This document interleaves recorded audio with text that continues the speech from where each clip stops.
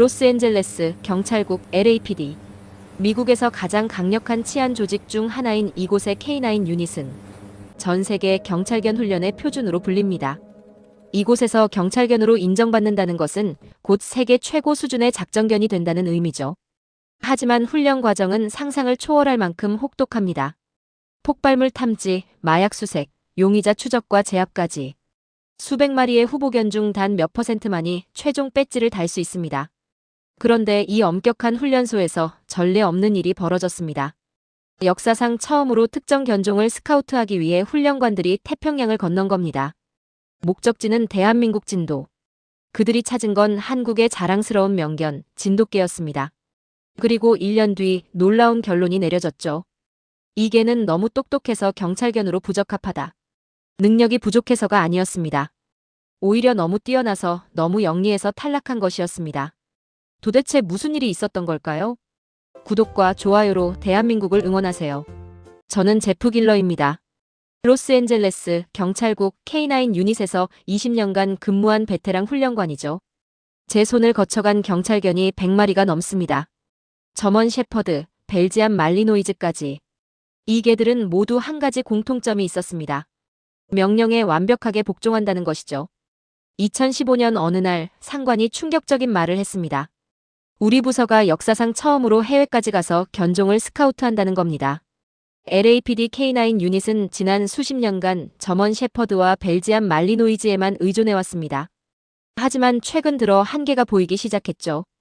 복잡해지는 범죄 양상, 테러 위협 증가, 그리고 무엇보다 기계적 복종만으로는 해결할 수 없는 예측 불가능한 상황들이 늘어났습니다. 더글러스 팀장은 전 세계 견종을 연구했습니다. 시베리안 허스키의 지구력, 로트와일러의 힘, 도베르만의 민첩성까지 검토했죠. 그러던 중 한국의 진돗개가 눈에 들어왔습니다. 국제 유전자 연구 결과 진돗개는 전 세계 견종 중 늑대, DNA에 가장 가까운 순수 혈통을 가진 것으로 밝혀졌습니다. 수천 년간 한반도 고립 환경에서 인위적 개량 없이 자연 선택만으로 진화한 덕분이었죠. 팀장이 특히 주목한 건 세 가지였습니다. 첫째, 뛰어난 후각과 야생 본능. 둘째, 한 주인만을 평생 섬기는 원마스터 충성심. 셋째, 위급 상황에서 스스로 판단하는 독립적 사고 능력. 팀장이 회의실에서 말했습니다. 제프, 우리에게 필요한 건 명령을 따르는 기계가 아니야. 극한 상황에서도 스스로 판단할 수 있는 진짜 파트너지. 진돗개는 그 가능성을 가진 유일한 견종이야. 목적지는 대한민국 진도로 정해졌습니다. 그렇게 저는 태평양을 건넜습니다. 진도에 도착했을 때 100여 마리의 강아지들이 기다리고 있었죠. 첫인상은 평범했습니다. 크기도 작았고요. 하지만 이 강아지들의 눈빛이 달랐습니다. 셰퍼드는 사람을 보면 꼬리를 흔들며 다가오지만 진돗개들은 일정한 거리를 두고 저를 관찰했습니다. 마치 제가 믿을 만한 사람인지 판단하는 것처럼요. 사흘간의 오디션 끝에 4마리를 선발했습니다. 생후 3개월 된 수컷 3마리와 암컷 1마리. 우리는 대한민국, 통일, 로도라는 이름을 붙여줬죠. LA로 돌아오는 비행기 안에서 저는 생각했습니다. 과연 이 작은 개들이 LAPD의 혹독한 훈련을 견뎌낼 수 있을까? 그때는 몰랐습니다. 이 개들이 제 모든 편견을 산산조각 낼 거라는 사실을요. 훈련소 도착 첫날, 동료들의 반응은 예상대로였습니다. 이게 뭐야? 셰퍼드보다 작잖아. 저도 확신이 없었죠. 하지만 사흘 뒤 모든 것이 바뀌었습니다. 첫 훈련은 총기 탐지였습니다. 보통 셰퍼드는 일주일에서 열흘이 걸립니다.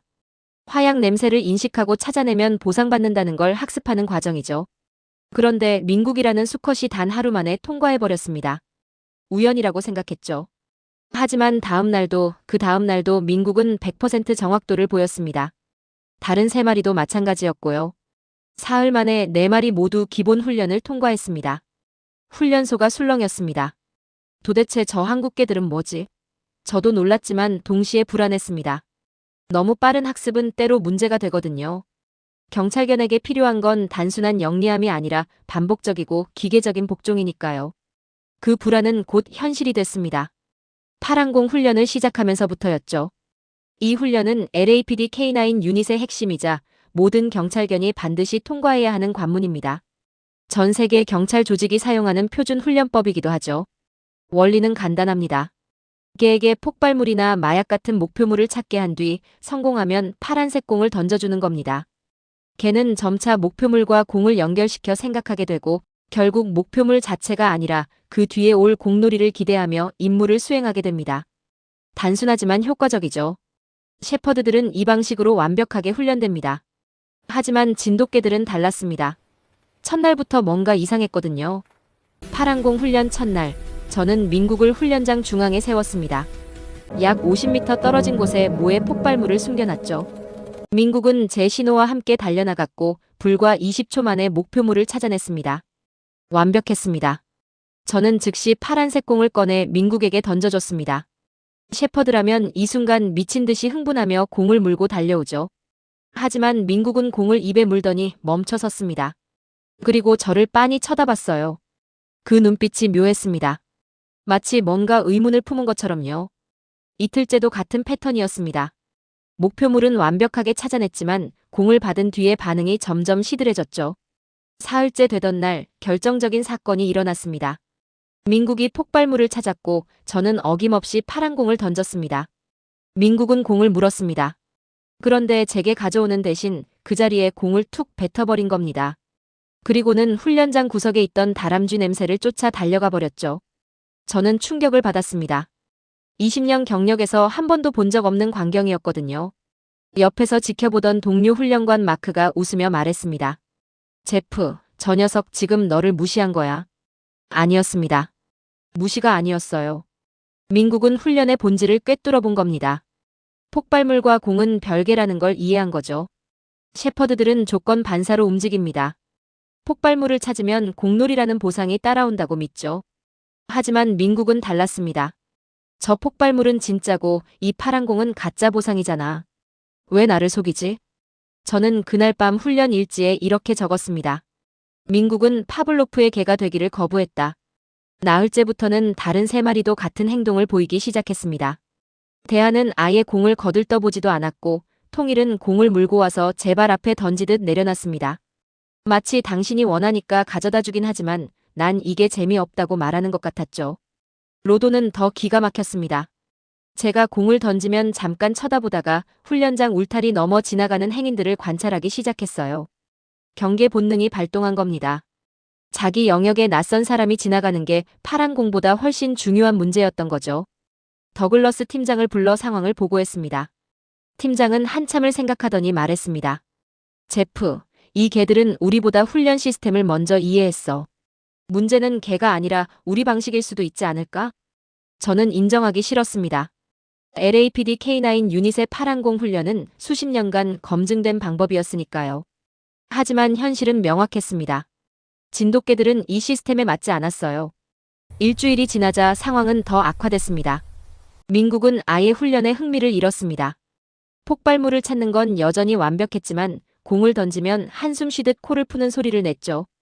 개가 한숨을 쉰다니. 저는 처음 봤습니다.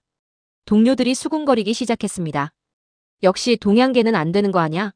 셰퍼드가 최고지. 저도 흔들렸습니다. 정말 우리가 잘못 선택한 걸까? 그때 마크가 재미있는 제안을 했습니다. 제프, 한번 실험해보자.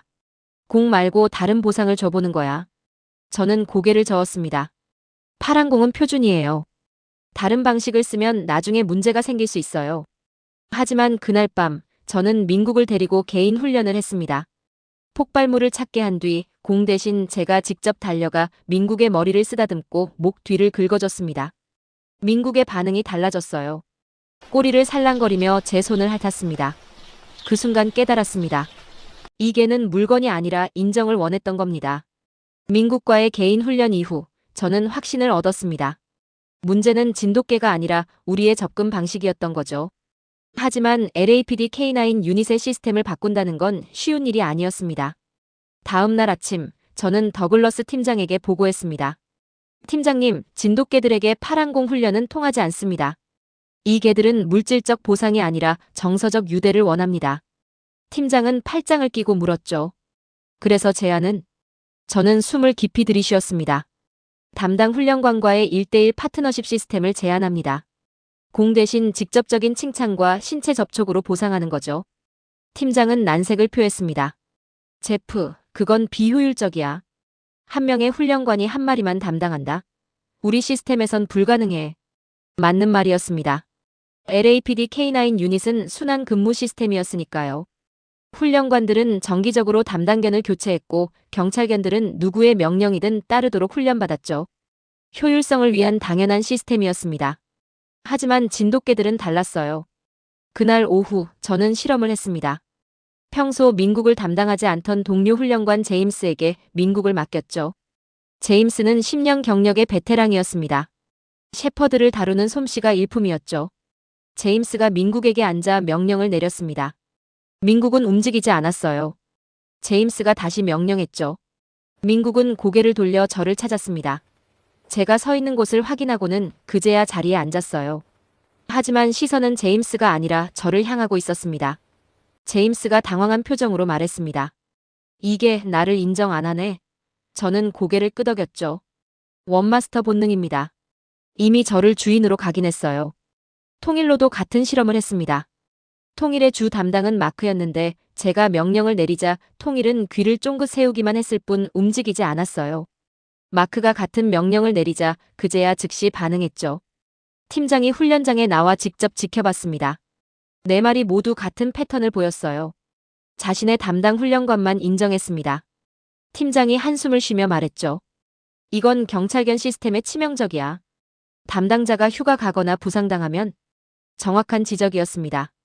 경찰견은 언제든 다른 경관과 파트너를 이뤄야 합니다. 긴급 상황에서 담당자를 가릴 여유는 없으니까요. 하지만 진돗개들은 그게 불가능했습니다. 일주일 뒤 우리는 강제 적응 훈련을 시도했습니다. 민국의 담당을 잭에서 제임스로 바꾼 거죠. 첫날 민국은 사료를 거부했습니다. 둘째 날도 마찬가지였어요. 제임스가 아무리 다정하게 대해도 민국은 냉담했습니다. 셋째 날 민국이 훈련장 구석에 웅크리고 앉아 있었습니다. 움직이지도 않고 제임스를 피했죠. 제임스가 다가가려 하면 뒷걸음질 쳤어요. 공격적이진 않았지만 명백한 거부였습니다. 저는 차마 볼 수 없었습니다. 팀장에게 말했죠. 이건 학대입니다. 이 개는 저를 찾고 있어요. 팀장도 난감한 표정이었습니다. 제프, 우린 경찰견을 기르는 거야. 반려견이 아니라고. 나흘째 되던 날 통일에게서도 같은 문제가 발생했습니다. 마크가 일주일 휴가를 떠나자 통일은 단식에 들어갔어요. 대체 훈련관이 음식을 줘도 거들떠보지 않았습니다. 이틀 만에 체중이 눈에 띄게 줄었죠. 팀장이 긴급 회의를 소집했습니다. 수의사도 배석했어요. 수의사가 말했습니다. 이건 분리불안이 아닙니다. 애착 대상의 상실로 인한 우울 증상이에요. 이 상태가 계속되면 건강에 심각한 문제가 생깁니다. 회의실 분위기가 무거워졌습니다. 누군가 말했죠. 결국 실패한 거 아냐? 진돗개는 경찰견으로 적합하지 않아. 저도 반박할 수 없었습니다. 능력은 뛰어났지만 시스템에 맞지 않았으니까요. 그날 밤 저는 민국을 만나러 갔습니다. 사육장 안에서 민국이 저를 보더니 꼬리를 흔들었어요. 나흘 만에 보는 반응이었습니다. 저는 울타리 너머로 손을 뻗어 민국의 머리를 쓰다듬었죠. 민국이 제 손을 핥았습니다. 그 순간 깨달았습니다. 이 개는 명령을 거부한 게 아니었어요. 다만 자신이 선택한 단 한 명만을 섬기고 싶었던 겁니다. 더글러스 팀장이 최종 결정을 내렸습니다. 진돗개 프로젝트를 중단한다. 회의실에 모인 훈련관들은 모두 예상했다는 표정이었죠. 저만 빼고요. 팀장이 말했습니다. 제프, 자네 말이 맞았어. 이 개들은 너무 똑똑해. 하지만 그게 문제야. 경찰견은 도구여야 해. 상황을 판단하고 주인을 선택하고 시스템의 의문을 품는 개는 우리 조직에 맞지 않아. 저는 반박했습니다. 하지만 능력은 검증됐지 않습니까? 탐지 속도, 정확도 모두 셰퍼드를 능가했어요. 팀장이 고개를 저었죠. 능력만으론 부족해. 우린 예측 가능한 반응이 필요한 거야. 진돗개는 예측 불가능해. 회의가 끝난 뒤 저는 훈련장에 홀로 남았습니다. 민국이 울타리 너머에서 저를 보고 있었어요. 그 눈빛이 아직도 선명합니다. 원망도 분노도 아니었어요. 그저 조용한 신뢰였습니다. 마크가 다가와 어깨를 두드렸습니다. 제프, 내 잘못 아니야. 우린 최선을 다했어. 저는 대답 대신 한숨만 쉬었죠. 최선을 다했다고요? 우린 이 개들을 이해하려 하지도 않았어요. 일주일 뒤 공식 발표가 나왔습니다. LAPD가 LA타임스 인터뷰에서 밝혔죠. 한국 진돗개는 경찰견으로 부적합하다는 결론을 내렸습니다. 이유는 독립적 성향과 단일 핸들러 의존성이라고 했어요. 기사가 나가자 반응은 의외였습니다. 비난이 아니었어요. 오히려 관심이 폭발했죠. 한 주인만 섬기는 게, 명령을 의심할 줄 아는 게, 댓글창이 난리였습니다. 이틀 뒤부터 입양 문의가 쏟아지기 시작했습니다. 일반 가정에서 진돗개를 키우고 싶다는 거죠. 경찰서 민원실에 전화가 빗발쳤어요. 그 똑똑한 한국개들, 우리가 입양할 수 있나요? 팀장이 당황한 표정으로 말했습니다. 이게 무슨 상황이지? 우린 실패했다고 발표한 건데. 하지만 대중의 반응은 정반대였어요. 경찰견으로 실패한 이유가 반려견으로는 최고의 장점이 된 겁니다. 미국 캔넬 클럽의 상담사가 연락을 해왔습니다. 그는 진돗개 전문가였죠. 전화 너머로 그가 말했습니다. 제프 훈련관님, 당신들은 실패한 게 아닙니다. 오히려 증명한 거예요. 진돗개는 억지로 남을 따르게 만들 수 없는 견종이라는 걸요. 그의 말이 계속됐습니다. 착한 주인에게만 충성을 바치는 개를 기계적 복종에 가두려 한 건 애초에 무리였어요. 이건 실패가 아니라 진돗개의 본질을 확인한 겁니다. 저는 그제야 이해했습니다. 우리가 틀렸던 거죠. 진돗개를 우리 시스템에 맞추려 했으니까요. 개의 본성을 존중하는 대신 우리 편의에 맞추려 했던 겁니다. 4마리의 입양 절차가 시작됐습니다. 신청자가 너무 많아 심사를 거쳐야 했어요. 우리는 까다로운 기준을 적용했습니다. 넓은 마당, 안정적인 가정, 무엇보다 평생 책임질 수 있는 사람. 민국은 샌디에이고의 한 가정으로 입양됐습니다. 교사 부부였죠. 2아이가 있었고 뒷마당이 넓었어요. 입양 전날, 저는 민국과 마지막 시간을 보냈습니다. 민국이 제 무릎에 턱을 올렸어요. 저는 민국의 머리를 쓰다듬으며 말했죠. 넌 나쁜 개가 아니야. 우리가 너를 이해 못한 거야. 민국이 제 손을 핥았습니다. 입양 당일 새 가족이 왔습니다. 10살쯤 된 딸아이가 민국을 보자마자 환하게 웃었어요. 민국도 꼬리를 흔들었죠. 부부가 제게 물었습니다. 훈련관님, 이 개를 어떻게 대해야 하나요? 저는 진심으로 대답했습니다. 명령하지 마세요. 파트너로 대하세요. 민국은 똑똑합니다. 훈련시키려 들지 않고 존중해주면 스스로 당신을 위해 최선을 다할 겁니다. 한 달 뒤 그 가족에게서 편지가 왔습니다. 사진도 함께 왔죠. 민국이 뒷마당에서 아이들과 뛰어놀고 있었어요. 편지에는 이렇게 적혀 있었습니다. 민국은 세상에서 가장 깨끗하고 영리한 개예요. 명령을 내리지 않아도 우리가 원하는 걸 알아서 해줍니다. 아침마다 아이들 학교 버스를 함께 기다려주고 밤에는 집 주변을 스스로 순찰해요. 이건 개가 아니라 가족입니다. 저는 그 편지를 팀장에게 보여줬습니다. 팀장이 한참을 읽더니 말했죠. 제프, 우린 틀렸어. 이 개들은 경찰견이 되기엔 너무 고귀했던 거야. 진돗개 프로젝트가 종료되고 석 달이 지났습니다. LAPD는 다시 shepherd와 말리노이즈 중심으로 돌아갔죠. 하지만 저는 여전히 그 4마리를 잊을 수 없었습니다.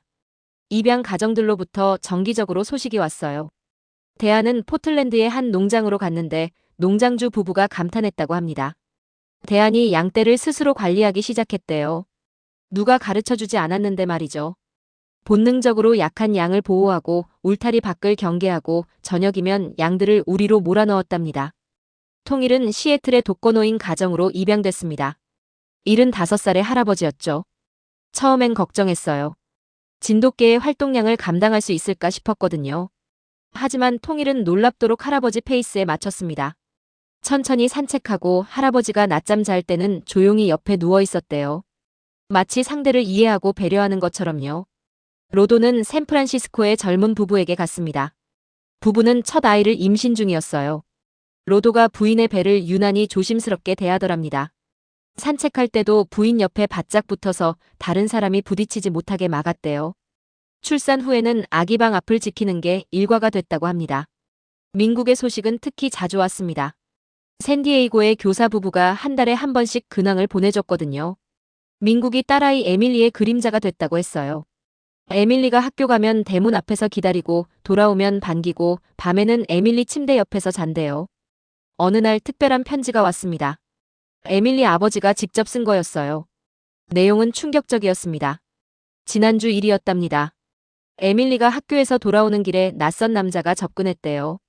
사탕을 주겠다며 따라오라고 했다죠. 민국이 즉시 에밀리 앞을 가로막았답니다. 으르렁거리며 이빨을 드러냈대요. 그 남자는 놀라서 도망갔고요. 경찰이 그 남자를 체포했습니다. 전과가 있는 아동 유괴범이었대요. 민국이 에밀리를 구한 겁니다. 편지 마지막에는 이렇게 적혀 있었습니다. 훈련관님, 민국은 경찰견 훈련을 받지 못했지만 우리 딸의 생명을 구했습니다. 이 개는 명령받지 않아도 옳은 일을 압니다. 감사합니다. 저는 그 편지를 읽고 울었습니다. 부끄러웠어요. 우리가 민국을 실패작이라고 판단했던 게요. 더글러스 팀장에게 편지를 보여줬습니다. 오랫동안 말이 없었어요. 그러다 조용히 말했죠. 제프, 우린 큰 걸 놓쳤어. 진정한 경호는 명령에서 나오는 게 아니라 애정에서 나오는 거였네. 그 무렵 의외의 곳에서 연락이 왔습니다. 미국 애견협회였어요. 그들이 진돗개에 관한 세미나를 연다며 저를 강연자로 초청한 겁니다. 주제는 너무 똑똑해서 실패한 경찰견이었죠. 세미나장은 만석이었습니다. 브리더, 수의사, 일반 애견인까지 200여 명이 모였어요. 저는 솔직하게 말했습니다. 우리의 실패담을요. 파란공 훈련의 한계, 원마스터 본능의 강력함, 그리고 진돗개가 우리에게 가르쳐준 것들을 얘기했죠. 개는 기계가 아니라는 걸, 복종보다 신뢰가 중요하다는 걸요. 강연이 끝나자 질문이 쏟아졌습니다. 한 여성이 손을 들었어요. 그럼 진돗개는 정말 훈련이 불가능한가요? 저는 고개를 저었습니다. 아니요. 훈련 방식을 바꿔야 하는 겁니다.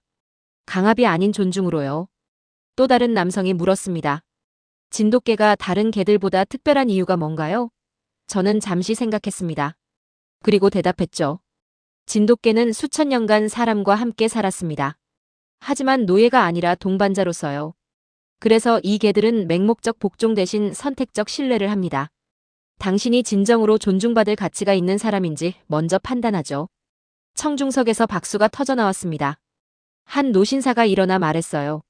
그건 실패가 아닙니다. 그건 명예입니다. 진돗개에게 거부당했다면 당신이 그들의 기준에 못 미쳤던 거예요. 진돗개에게 선택받았다면 그건 평생의 영광이고요. 세미나 후 많은 사람들이 다가와 악수를 청했습니다. 한 브리더가 말했죠. 훈련관님 덕분에 진돗개의 진가가 알려졌어요. 이제 사람들은 이해할 겁니다. 왜 이 개들이 특별한지요? 저는 그제야 깨달았습니다. LAPD 프로젝트는 실패가 아니었어요. 오히려 진돗개의 본질을 세상에 증명한 거였죠. 세미나 이후 진돗개에 대한 관심이 폭발적으로 증가했습니다. 미국 전역에서 입양 문의가 쏟아졌고 한국에서 진돗개를 수입하는 브리더들이 늘어났죠. 하지만 저는 걱정이 됐습니다. 잘못된 기대를 가진 사람들이 진돗개를 입양했다가 실망할까 봐요. 실제로 문제가 생기기 시작했습니다. 어느 가정에서 입양한 진돗개가 주인 말을 안 듣는다며 항의한 겁니다. 앉아, 손 같은 기본 명령도 무시한다는 거였어요. 저는 그 가정을 직접 방문했습니다. 집에 도착하자마자 문제를 알았습니다. 진돗개 이름은 토르였는데 주인이 명령을 소리치고 있었거든요. 앉아. 토르, 앉으라고. 토르는 멀찌감치 떨어져서 주인을 경계하고 있었어요. 저는 주인에게 조용히 하라고 부탁했습니다. 그리고 토르에게 다가가지 않고 그냥 마루에 앉았죠. 5분쯤 지나자 토르가 슬금슬금 다가왔어요. 제 냄새를 맡고 옆에 앉았습니다. 저는 토르의 등을 부드럽게 쓰다듬으며 주인에게 말했습니다. 이 개는 반항하는 게 아닙니다. 당신을 아직 신뢰하지 않는 거예요.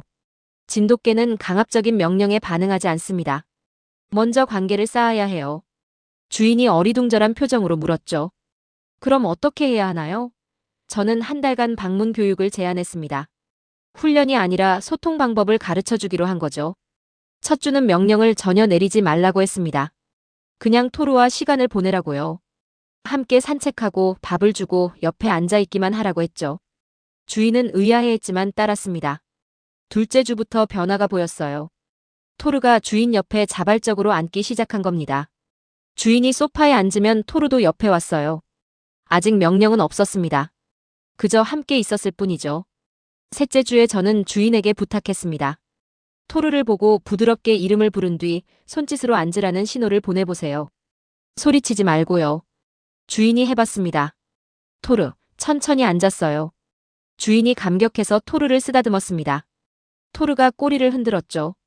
저는 말했습니다. 보셨죠? 이 개는 명령을 이해 못하는 게 아니었어요. 당신을 믿을 만한 사람인지 확인하고 있었던 겁니다. 한 달 뒤 그 가정은 완전히 달라져 있었습니다. 토르는 주인의 최고의 친구가 됐어요. 명령 없이도 주인이 원하는 걸 알아차렸죠. 주인이 현관문을 여는 소리만 들어도 달려가서 맞이했고 슬픈 표정을 지으면 옆에 와서 위로했습니다. 이 경험은 제게 새로운 길을 열어줬습니다. 저는 LAPD를 그만두고 진돗개 전문 행동 상담사가 되기로 했어요. 경찰견을 훈련하는 것보다 진돗개와 사람의 관계를 돕는 게 더 의미 있다고 생각했거든요. 사무실을 열자마자 상담 요청이 밀려왔습니다. 대부분 비슷한 문제였어요. 진돗개가 말을 안 듣는다. 너무 독립적이다. 다른 가족은 무시한다 등등이었죠. 한 케이스가 특히 기억에 남습니다. 이혼한 여성이 진돗개 하나를 키우고 있었어요. 이름은 서울이었습니다. 문제는 여성의 새 남자친구가 집에 오면 서울이 으르렁거린다는 거였죠. 여성은 걱정했습니다. 서울을 포기해야 하나요? 저는 단호하게 말했습니다. 아니요. 서울은 당신을 지키려는 겁니다. 그 남자친구가 정말 좋은 사람인지 확인하고 있는 거예요. 저는 남자친구에게 조언했습니다. 서울에게 다가가려 하지 마세요. 서울이 당신을 받아들일 때까지 기다리세요. 그리고 이 여성을 정말 존중하는 모습을 보여주세요. 진돗개는 거짓을 간파합니다. 석 달이 걸렸습니다. 남자친구는 인내심 있게 기다렸어요. 여성을 배려하고 서울을 존중하고 강요하지 않았죠. 어느 날 서울이 남자친구 옆에 앉았습니다. 그리고 머리를 남자친구 무릎에 기댔어요. 여성이 울면서 전화했습니다. 훈련관님, 서울이 그를 받아들였어요. 이제 저도 확신할 수 있어요. 이 사람이 정말 좋은 사람이라는 걸요. 저는 그제야 완전히 이해했습니다. 진돗개는 단순한 반려견이 아니었어요. 그들은 보호자이자 상담자이자 판단자였습니다. 사람의 본성을 꿰뚫어보는 능력이 있었죠. 미국 애견협회에서 다시 연락이 왔습니다. 이번엔 진돗개 인증 프로그램을 만들자는 제안이었어요. 진돗개를 제대로 이해하고 키울 수 있는 사람들에게만 입양을 허가하자는 거였죠. 저는 찬성했습니다. 그리고 인증 프로그램의 설계를 맡았어요. 핵심은 간단했습니다. 명령이 아닌 존중, 훈련이 아닌 이해, 도구가 아닌 파트너십이었죠. 첫 번째 인증 과정에 50명이 신청했습니다. 저는 그들에게 말했어요. 진돗개를 원한다면 먼저 스스로에게 물어보세요. 나는 이 개에게 선택받을 만한 사람인가? 절반이 중도에 포기했습니다. 나머지 절반이 인증을 받았죠. 그들은 진돗개와 함께하는 삶이 얼마나 특별한지 증언했습니다. 인증 프로그램이 시작되고 1년이 지났습니다. 미국 전역에서 300여 가정이 진돗개와 함께하고 있었죠. 그들로부터 오는 이야기들은 언제나 저를 놀라게 했습니다. 어느 날 뉴욕에서 긴급 전화가 왔습니다. 인증 프로그램을 통해 진돗개를 입양한 가정이었어요. 급한 목소리로 말했죠. 훈련관님, 믿기지 않는 일이 일어났어요. 그 가정의 진돗개 이름은 한강이었습니다. 5살 난 자폐 아들을 둔 부부였죠. 아들 제이콥은 말을 거의 하지 않았고 사람과 눈도 잘 맞추지 못했어요. 하지만 한강이 온 뒤 변화가 시작됐답니다. 처음엔 한강도 제이콥을 어떻게 대해야 할지 몰랐대요. 하지만 일주일쯤 지나자 한강이 제이콥 곁에만 붙어있기 시작했죠. 제이콥이 바닥에 앉아있으면 한강도 옆에 앉았어요. 제이콥이 혼자 중얼거리면 한강은 고개를 기울이고 들었습니다. 한 달 뒤 제이콥이 처음으로 한강 이름을 불렀대요. 한강아. 단 3글자였지만 부모는 울었다고 합니다. 제이콥이 누군가의 이름을 부른 건 태어나서 처음이었거든요. 지금은 제이콥이 한강과 대화를 나눈답니다. 물론 한강이 대답하진 않지만 제이콥은 한강에게 하루 일과를 설명해요. 학교에서 있었던 일, 좋아하는 것들을요. 치료사도 놀랐대요. 한강이 제이콥에게 세상과 소통하는 법을 가르쳐주고 있다고요. 이 이야기를 듣고 저는 깨달았습니다. 진돗개는 단순히 충성스러운 개가 아니었어요. 그들은 사람의 마음을 읽는 능력이 있었습니다. 비슷한 사례가 또 있었습니다. 보스턴의 한 제향군인이었죠. 이라크 전쟁에서 돌아온 그는 심한 외상 후 스트레스 장애를 앓고 있었어요. 악몽을 꾸고 갑작스러운 소음에 공황 발작을 일으켰죠. 그가 입양한 진돗개는 백두였습니다. 백두는 첫날부터 이상한 행동을 보였어요. 주인이 잠들면 백두는 침대 옆에 앉아 주인을 지켜봤답니다. 주인이 악몽에 시달리면 백두가 주인 얼굴을 하차서 깨웠죠. 어느 날은 더 놀라운 일이 있었습니다. 주인이 슈퍼마켓에서 갑자기 공황 발작을 일으켰어요. 숨이 막히고 손이 떨렸죠. 그때 백두가 주인 다리에 몸을 기댔답니다. 꽉 누르듯이요. 무게감이 느껴지자 주인의 호흡이 안정됐대요. 나중에 알고 보니 이건 디프레셔 테라피라는 치료법이었습니다. 누가 가르쳐준 것도 아닌데 백두는 본능적으로 주인을 도운 거였죠. 그 재향군인은 편지에 이렇게 썼어요. 백두는 제 생명을 구했습니다. 말 그대로요. 이런 이야기들이 쌓이자 전문가들이 관심을 보이기 시작했습니다. 동물 행동학자, 심리학자, 수의사들이 진돗개를 연구하고 싶다고 연락해왔어요. UCLA의 한 연구팀이 진돗개의 감정인식 능력을 실험했습니다. 결과는 놀라웠죠. 진돗개는 사람의 미세한 표정 변화를 감지했어요. 슬픔, 불안, 두려움을 냄새와 행동으로 구별했습니다. 연구팀장이 말했죠. 진돗개는 개가 아니라 감정 탐지기입니다. 저는 이 연구 결과를 가지고 다시 LAPD를 찾아갔습니다. 더글러스 팀장은 이제 부서장으로 승진해 있었어요. 저는 새로운 제안을 했습니다. 팀장님, 진돗개를 다시 시도해 봅시다. 하지만 이번엔 경찰견이 아니라 특수임무견으로요. 팀장이 눈썹을 치켜세웠죠. 특수임무견? 저는 설명했습니다. 피해자 심리 지원, 자폐 아동 치료 보조, 재향군인 트라우마 치료요. 진돗개는 이런 분야의 천재적입니다. 팀장이 고개를 끄덕였어요. 흥미롭군. 제안서를 내봐. 저는 2주 동안 밤낮으로 매달려 제안서를 완성했습니다. 연구자료, 사례, 구체적인 프로그램 설계까지 담았죠. 한 달 뒤 팀장에게서 연락이 왔습니다. 승인됐어, 제프. LAPD 최초로 감정 지원견 프로그램을 시작한다. 그리고 자네가 총괄을 맡아줬으면 해. 저는 즉시 한국에 연락했습니다. 진도의 브리더들에게 특별한 강아지를 찾고 있다고 말했죠. 침착하고 사람에게 민감하고 공격성이 없는 개요. 2달 뒤 5마리의 강아지가 LA에 도착했습니다. 이번엔 달랐어요. 파랑공 훈련은 없었습니다. 대신 감정인식 훈련을 했죠. 슬픈 사람, 불안한 사람, 화난 사람을 구별하는 법을요. 강아지들은 놀라운 속도로 배웠습니다. 특히 새봄이라는 이름의 암컷은 천재였어요. 누가 우는 흉내를 내면 새봄은 즉시 다가가 손을 하찼습니다. 누가 화난 척하면 새봄은 거리를 두고 조용히 지켜봤죠. 6개월 뒤 첫 번째 배치가 시작됐습니다. 새봄은 성폭행 피해자 지원센터로 갔어요.